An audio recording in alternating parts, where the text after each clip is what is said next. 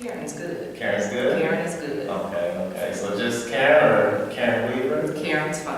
All right. How are you doing today? I'm doing pretty good. All right. How are you? I'm doing great, Good. especially since I'm in your presence now. Everything's good. Well, I'm glad to be here. All right.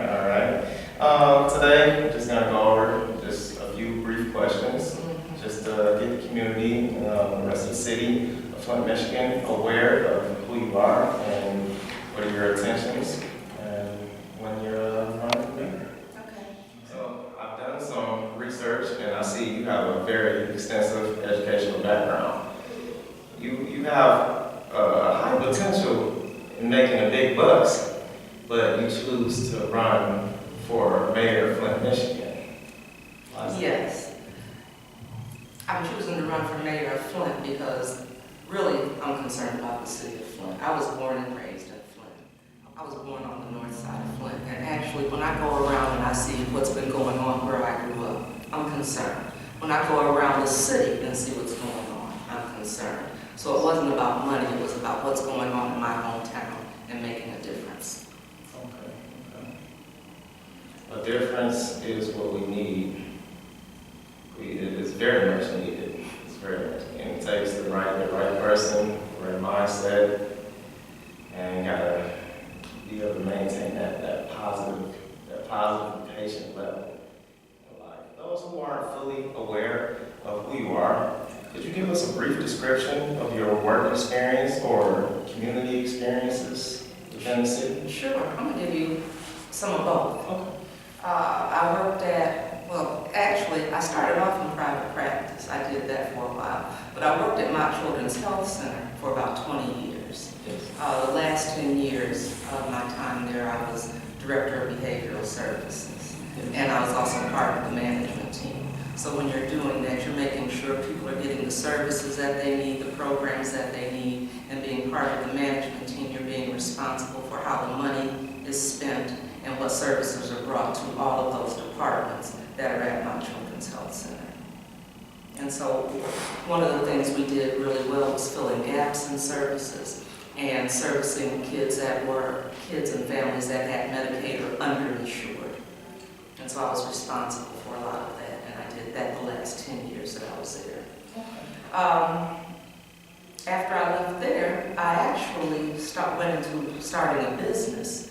But at the same time I was starting a business, I was the chief of operations at Ennis Center for Children. And one thing people don't know about Ennis is that it's really one of the largest foster care and adoption agencies in the state of Michigan, because we were responsible for kids not only in Flint, but Detroit, Port Huron, and Pontiac as well. So we covered all of southeast Michigan. So I was doing that and then starting a business. And I got involved in wanting to have my own and opening up a business in Flint. And it was funny because a lot of people said to me, why are you going to start a business in Flint?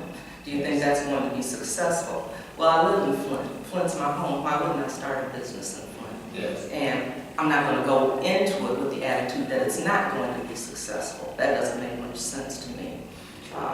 So that's what I've been doing. Those are some of the things I've been doing as far as professionally. As far as community involvement, I've been involved with some boards. I was on the board for Flint Institute of Arts, Hurley Board of Managers, the Community Foundation of Priority Children. I've also been involved with NAACP as a freedom fund chair for the last 3 years. So those are some of the ways that I've been involved with the community that maybe some aren't aware of. How would you view those experiences?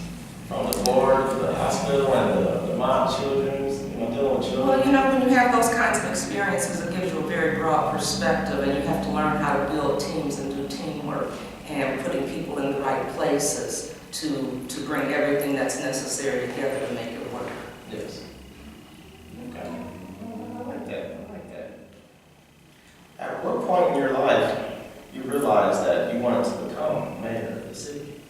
I got really involved, probably about 40 years ago, as far as what was going on in the city, hands-on. Yes. And I started off slowly, but the more I saw, the more involved I got, because the more involved you get, the more concerned you become and want to make a difference. And that was the way that I wanted to.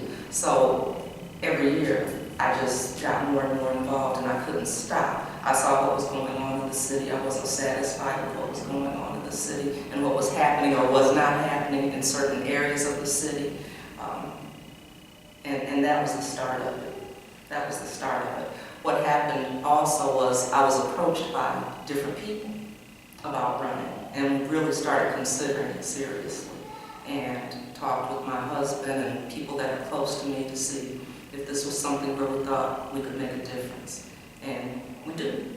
We do, and so we started moving forward. So really the last couple of years, I've been getting ready, been preparing for this. Oh yeah, because nothing happens overnight.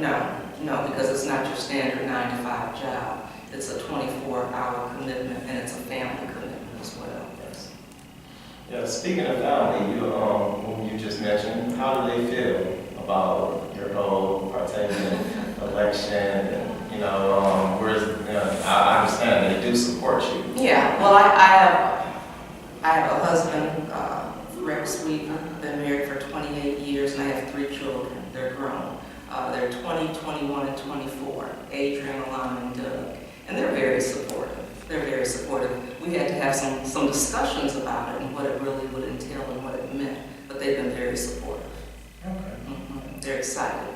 Okay. They're excited because they see some of the things going on. They're aware because we have those kinds of discussions at home about what's happening in the city, what kinds of things would they like to see. I'm really concerned about young people. And so I talk with them, I talk with their friends, and we've had those discussions, and they're excited about this. Okay, yeah, because once you have your family support, and that's the biggest motivation you can receive. Yeah, family and close friends, Oh, people yes. I respect and admire.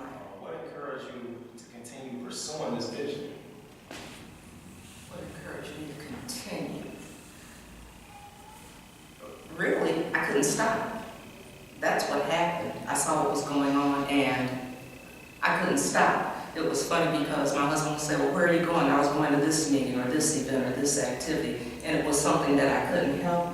Yes. I couldn't help myself, and I felt like if I could be part of making a change and bringing about the changes that we need to see happen, that we want to see happen, why would I not do something like that for my hometown? Why wouldn't I? I understand. The other thing is, I think that that's how I was raised. Like I said, we grew up on the north side. My father was a pediatrician, and his office was on North Saginaw. And he knew one of the things that was instilled in me and my brother and sister was you take care of home first. And that was the reason that he put that clinic over there on the north side. You start taking care of home first, and then you spread out. Yes. So that's just always been important to me. Oh, yes. We need to let a lot of individuals, we need to put that piece in their mind that it starts with home before you expand elsewhere. You have to take care of home first. Right.